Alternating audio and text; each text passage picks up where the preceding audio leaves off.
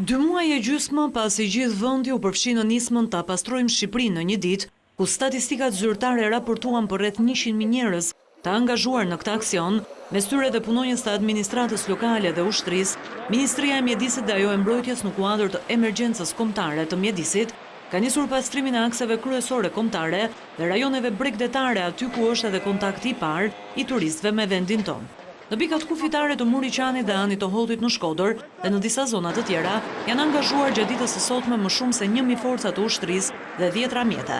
Sipas shefit të shtabit Jeronim Bazo, bashkëpunimi civilo-ushtarak është në funksion të një Shqipërie sa më të pastër. Ky aksion do të vazhdojë disa të shtuna, disa fundjava, derisa të arrijmë të japim një gjendje më të pastër në rrugët dhe akset kryesore të Republikës Shqipërisë. Ndërsa zëvendës ministrja e Mjedisit, Oliana Ifti, tha se do të ketë gjoba për njësitë vendore që nuk marrin masa për pastrimin e territoreve të tyre. Ne duhet jemi të ndërgjegjshëm që duhet të respektojmë mjedisin që na rrethon dhe duhet ta bëjmë pjesë të aktivitetit tonë të përditshëm dhe jo vetëm në aksione të kësaj natyre. Por gjithë ky angazhim i ushtrisë në rrugë dhe zonat bregdetare është konsideruar si një veprim i panevojshëm i prefektit të Shkodrës, Paulinë Radovani, sipas të cilit zonat më problematike nuk janë ato që po pastrohen nga ushtria.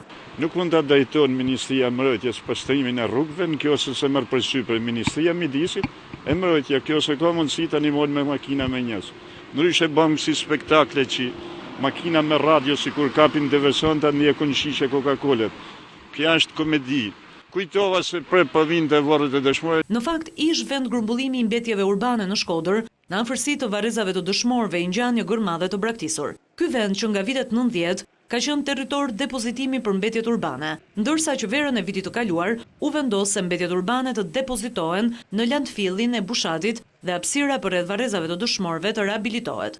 Por duket se në 70 vjetorin e çlirimit të Shqipërisë, as ky aksion i ushtrisë nuk çliroi dëshmorët nga rrethimi i plerave, çka në fakt është fyerja më e madhe që mund t'i bëjmë këtyre dëshmorëve.